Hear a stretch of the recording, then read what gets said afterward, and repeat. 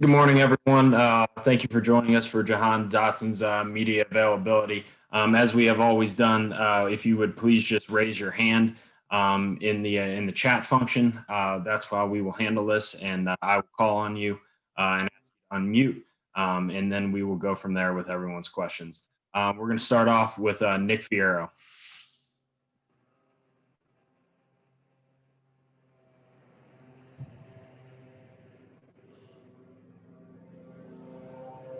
Are we ready? Ready Yeah, here? Or? yeah, Nick, go ahead. Okay. Yeah, hi, Jahan. I want to ask about your goals from the leadership point this year with the experience that you bring. 3 years, third year into the program, what you can do to help everybody else out. I think what I can do is just come in every day to practice and just put my head down and going to work.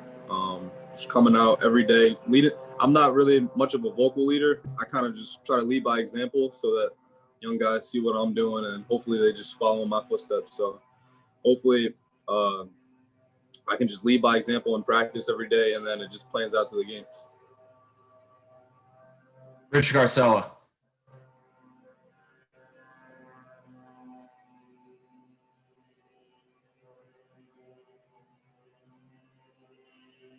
Go ahead, Rich.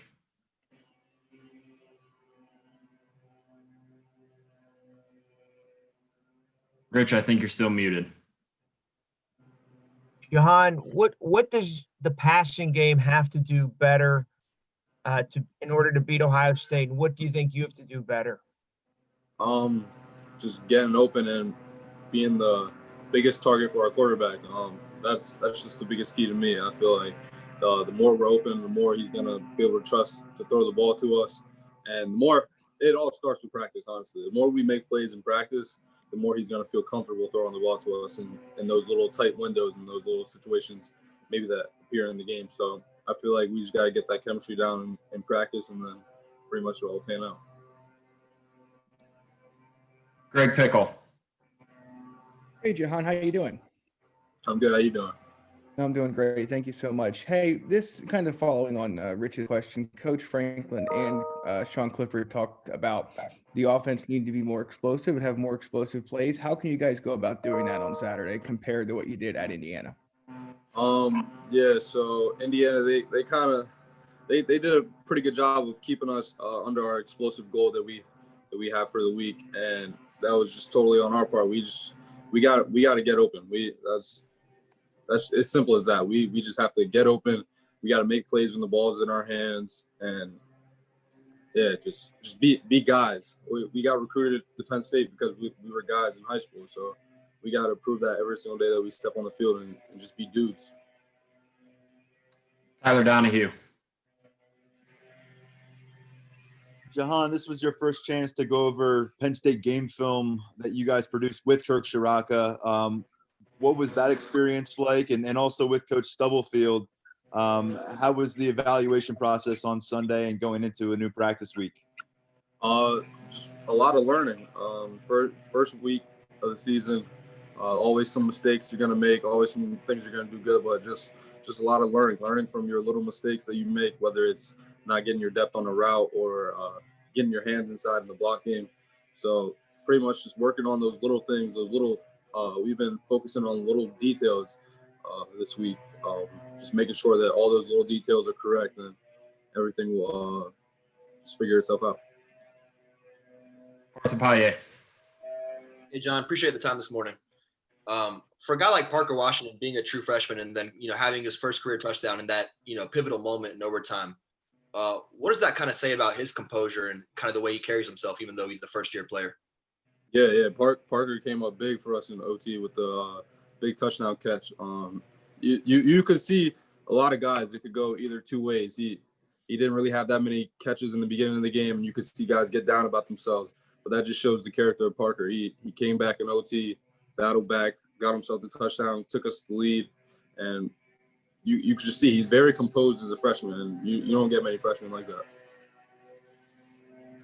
Audrey Snyder. Morning, Jahan. Thanks for your time.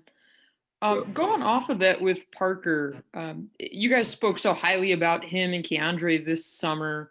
At what point did you notice? I mean, was it in the winter before everything kind of went crazy and everybody went their separate ways that you thought both of these guys were going to be pretty good?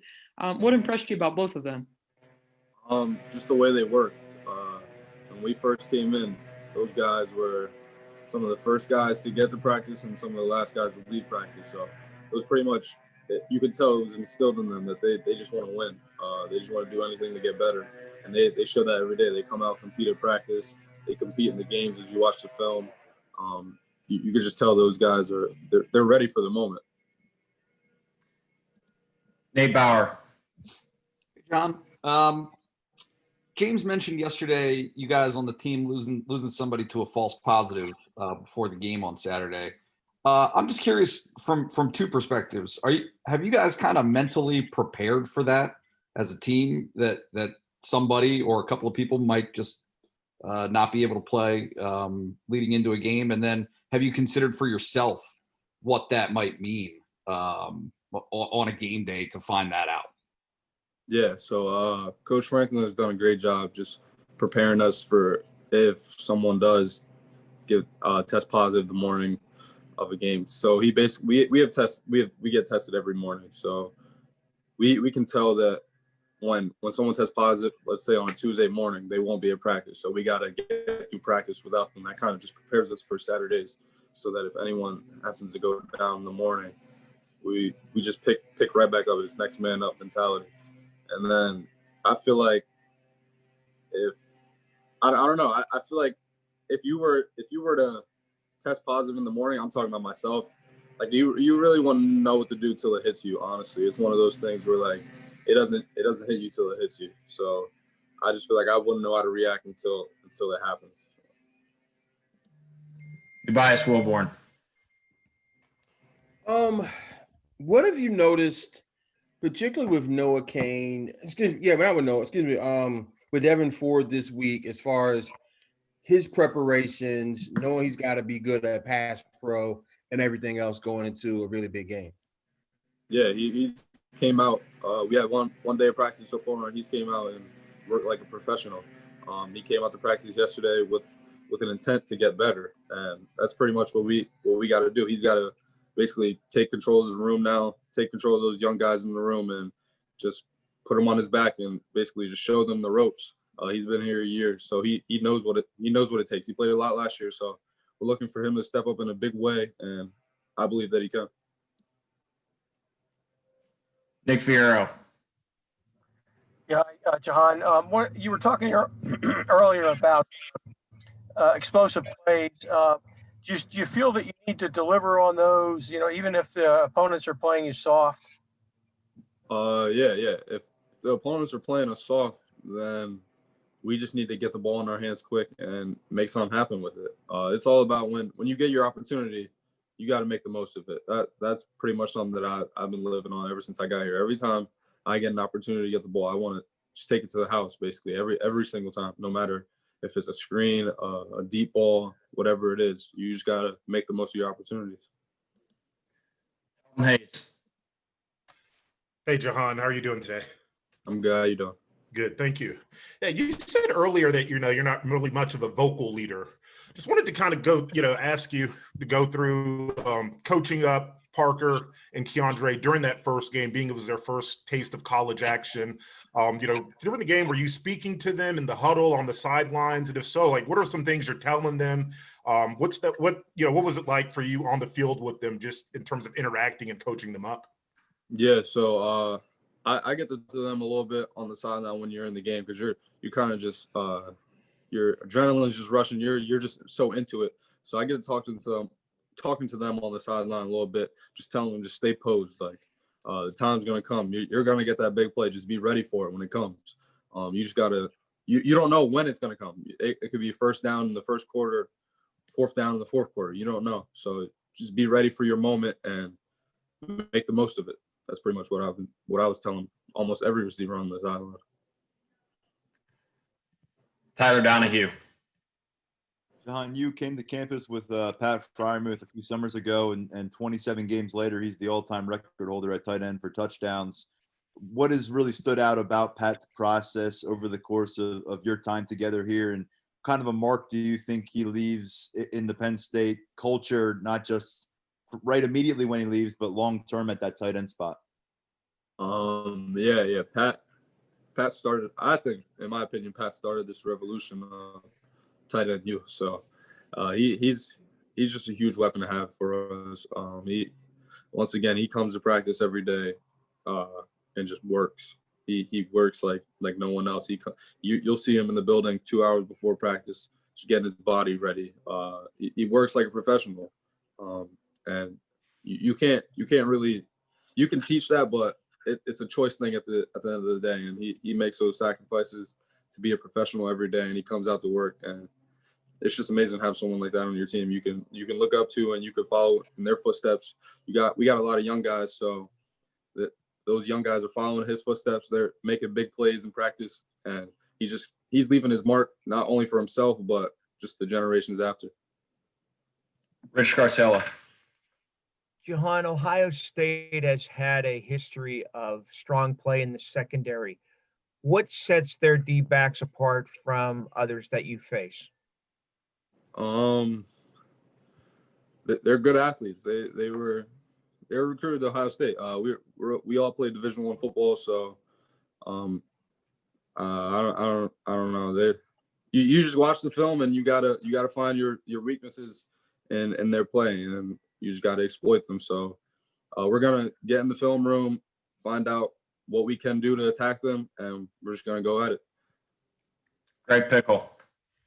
Jahan, was there any additional, I don't know if stresses or anxiety is the right word, but that Sunday test after the Indiana game, did that one feel any different than previous ones, just based on the fact that for the first time you were out of the quote unquote bubble in State College and had seen some people you hadn't seen before, played against obviously another team? Was that any different than the past ones or not really? It felt different at the beginning when we first got to Indiana. It felt a little different because I honestly haven't been anywhere but State College in the past like 4 or 5 months. So that was pretty. It was kind of weird, but then it just felt normal again. It just felt like the season was here. We were ready to play a game, take on an opponent, and just ready to fight with my brother. So it got back to normal real quick. Audrey Snyder. Jahan, I know Devin Ford's always kind of been described as like a happy-go-lucky guy, a lot like Journey in that regard, personality-wise. How has he been since Saturday? I mean, obviously, him not going down was one of about a million things that you guys could have gone differently, could have done better. Yeah. What's his demeanor been like in practices, and how much of a focal point is it for you guys to make sure he's in the right headspace heading into Saturday? Well, he's done a good job of that himself. He's been himself. That's all you can ask for. You ask for someone to be themselves. You don't ask for them to do anything bigger than what they have to do. You just ask for them to do their role. And I feel like he's done that so far. He's brought that life to practice. He brings joy, always dancing and stuff like that. So just, yeah, that's basically, that's him. He's just himself. And honestly, that's all we can ask for. Nick Fierro. John, can you just describe what it was like for you, the whole process in this off season? Learning that the Big Ten wasn't going to have football, and then them coming back with the announcement that it was going to be on, and what you were doing to prepare or to go prepare to play, to go without football. Yeah, so we came back ready for a season, and pretty much we were full go. We were ready as a whole team. We looked good. And then, boom, it just hits us out of nowhere that we're not playing. And you kind of just get sent back home, figure out what you're going to do. And I just had a plan right away, and that was just to stay at work. I went and worked out with one of my fellow buddies in Allentown, my man Tyler at Matrix, and we just hit the ground running. We never looked back as if there was a season still coming up. So I've been working ever since. I don't even know. I can't even think of the date when I started. I've just been working, and we luckily they said a couple weeks later that we come back and get a season, and so it was was just a joy, just knowing that I'm still ready for the moment. I'm still ready to take on the season. Mark Wogan Rich. Hey, Jahan, what song or sound do you want to hear Saturday night that'll make you think, yeah, this is a whiteout? Ooh. The victory bell. That's all I want to hear. At the end of the day, I want to get the dub, get our season started, get back on the win track, and just hear that victory bell at the end, and then celebrate with my guys in the locker room. That's one of the biggest things about winning. We get to all just come together at the end of the day, and just know that we all put in the work during the week, and it all paid off, and we got the W on Saturday. So that's pretty much what I want to hear. Mark Brennan.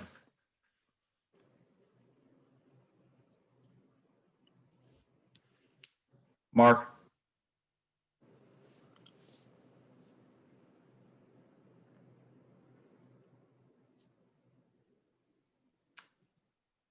Okay, we'll move on to Tyler Donahue. Jahan, you've been asked about Devin a couple times. If I could go into the other running backs that are going to play a bigger role for you with Keziah Holmes and Kevon Lee, we've seen very little of them. You've seen a few months worth of them. What do they bring to the football field for Penn State, and how are they kind of complementary pieces and what they bring skill set wise and attitude wise? So I feel like those two, they kind of complement each other. Kevon's more of like a downhill power back, and Keziah can make almost anyone miss in open field. So I feel like them two, that's like a perfect tandem to have, because when you need one, the other one's going to give you a big play. So I've seen a lot of those guys. They've impressed me a lot, and I just can't wait to see what they can do this year. This will be the last question for Jahan. Ali Bruby. Jahan, when you think about a whiteout game in Beaver Stadium, this is your home stadium. It's obviously going to feel different. How do you prepare for that moment? And have you guys talked about that in practice, about not having the energy of 100,000 people in there? We can't even think about that. It's not a possibility. So we can't think about having the fans there. We're gonna have our parents in support. That's pretty much, I know for me, that's pretty much all I need. Just my parents there, and then I'm just gonna try to bring my own juice, and we're gonna fuel each other when it comes down to it. We know at the end of the day, all we got is each other. So we just got to bring our own juice and just go off that and take on our opponent. Everyone, thank you for being a part of Jahan Dotson's media availability. You'll now all be sent to the waiting room. Jahan, thank you. Yep.